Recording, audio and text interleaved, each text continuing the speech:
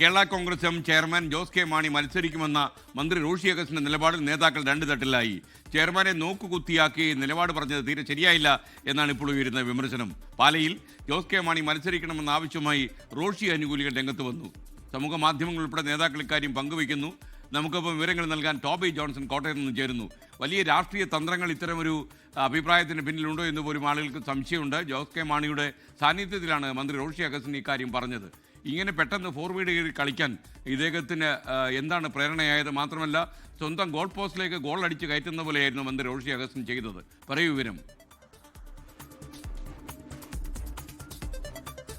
തീർച്ചയായിട്ടും ഏറ്റവും പ്രധാനപ്പെട്ട ഒരു കാര്യമെന്ന് പറയുന്നത് സാധാരണ ഈ കേരള കോൺഗ്രസുകളുടെ തീരുമാനമൊക്കെ, അതും ഏത് തീരുമാനമായാലും സ്ഥാനാർത്ഥി പ്രഖ്യാപനമാണെങ്കിലും അല്ലെങ്കിൽ മുന്നണി മാറ്റമാണെങ്കിലും എല്ലാം സാധാരണ ചെയ്യുന്നത് ഈ ഹൈപ്പവർ കമ്മിറ്റിയൊക്കെ കൂടി അല്ലെങ്കിൽ പ്രധാനപ്പെട്ട കമ്മിറ്റികൾ കൂടിയിട്ട് ആ തീരുമാനം പറയാൻ അല്ലെങ്കിൽ തീരുമാനമെടുക്കാൻ ചെയർമാനെ ചുമതലപ്പെടുത്തുന്ന ഒരു രീതിയാണ് പണ്ട് മുതലേ കണ്ടുവന്നിട്ടുള്ളത്. അത് കെ എം മാണിയുടെ കേരള കോൺഗ്രസ് എമ്മിലാണെങ്കിലും ജോസഫ് വിഭാഗത്തിലാണെങ്കിലും എല്ലാം അങ്ങനെ ഒരു നീക്കമാണ്. അതായത് ആരാണോ ചെയർമാൻ അദ്ദേഹത്തെ ചുമതലപ്പെടുത്തുന്ന രീതിയാണ് സാധാരണ ഉണ്ടാകുന്നത്. പക്ഷെ അതിൽ നിന്നെല്ലാം വ്യത്യസ്തമായി ഇന്നേ വരെ കണ്ടിട്ടില്ലാത്ത രീതിയിലുള്ള ഒരു പ്രതികരണമാണ് റോഷി അഗസ്റ്റിന്റെ ഭാഗത്തു നിന്നും വന്നത്. അതും അവരുടെ ചെയർമാൻ പാലായിൽ മത്സരിക്കുമോ എന്നുള്ള കാര്യത്തിലൊരു നിലപാട് ജോസ് കെ മാണി പറയാതെ ഇങ്ങനെ മാറി മാറി നീങ്ങി തട്ടിമാറ്റി പോകുമ്പോൾ പെട്ടെന്ന് മൈക്ക് പിടിച്ച് അത് ജോസ് കെ മാണി മത്സരിക്കുമെന്ന് പറയുന്നു. അതിനൊക്കെ അപ്പുറത്തേക്ക് ഇന്നലെ പറഞ്ഞ ചില കാര്യങ്ങൾ, ഇന്നലെ അദ്ദേഹം നടത്തിയ വാർത്താ സമ്മേളനമാണ് അല്ലെങ്കിൽ പ്രതികരണമാണ് കൂടുതൽ കാര്യങ്ങൾ വഷളാക്കിയത് അല്ലെങ്കിൽ കൂടുതൽ ചർച്ചയിലേക്ക് കാര്യങ്ങൾ എത്തിച്ചത് എന്നുള്ള കാര്യത്തിൽ യാതൊരു സംശയമില്ല. അതിൽ പറഞ്ഞത് പാലായിൽ മത്സരിക്കുമെന്ന് പറയുന്നതിന് എന്തിനാണ് കോൺഫിഡൻസ് കുറവ് എന്നുള്ള ഒരു ചോദ്യം അദ്ദേഹം ചോദിക്കുന്നു. അണികൾക്ക് ശക്തനായ ഒരു നേതൃത്വം വേണമെന്നൊരു വാക്ക് പറയുന്നു. അപ്പോൾ ഇതിൽ നിന്നൊക്കെ വായിച്ചെടുക്കുമ്പോൾ സ്വാഭാവികമായും ഒരു സൂപ്പർ ചെയർമാൻ ആകാൻ റോഷി ശ്രമിക്കുന്നുണ്ടോ എന്നൊരു സംശയം പലർക്കും ഉണ്ടായി. അതിന്റെ ഭാഗമായിട്ടാണ് ഇന്നലെ നേതാക്കൾക്കിടയിലും രണ്ട് തരത്തിലുള്ള നിലപാടുകൾ ഉയർന്നു വന്നത്.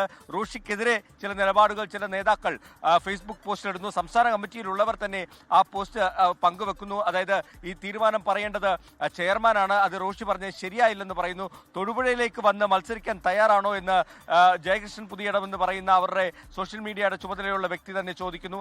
അതോടൊപ്പം തന്നെ റോഷിയെ അനുകൂലിക്കുന്നവർ അല്ലെങ്കിൽ ജോസ് കെ മാണി പാലായിൽ മത്സരിക്കുമെന്ന് തന്നെ ഒരു വിഭാഗം പറയുന്നു, മത്സരിക്കണമെന്ന് ഒരു വിഭാഗം റോഷി പറയുന്നത് പോലെ തന്നെ ആവശ്യപ്പെടുന്നു. അങ്ങനെ നേതാക്കൾക്കിടയിൽ ഈ ഒരു തർക്കത്തിൽ രണ്ട് നിലപാട് ഉണ്ടായിട്ടുണ്ട് എന്നുള്ള കാര്യത്തിൽ യാതൊരു സംശയവുമില്ല.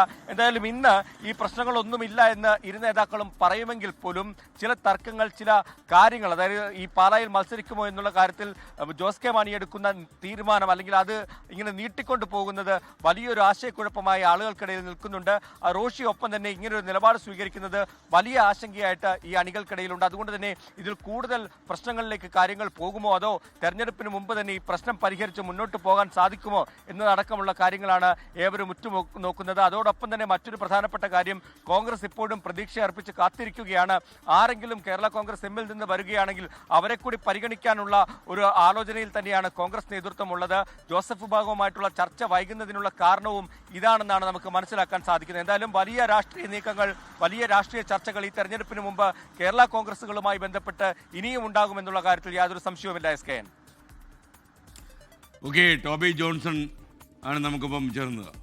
ലോകത്തെവിടെയായാലും ഏത് സമയത്തും 24 വാർത്തകളും ഓഗ്മെന്റഡ് റിയാലിറ്റി പാക്കേജുകളും എക്സ്പ്ലെയിനറുകളും വിശദമായി കാണാൻ ഞങ്ങളുടെ യൂട്യൂബ് ചാനൽ നിങ്ങൾക്ക് സബ്സ്ക്രൈബ് ചെയ്യാം.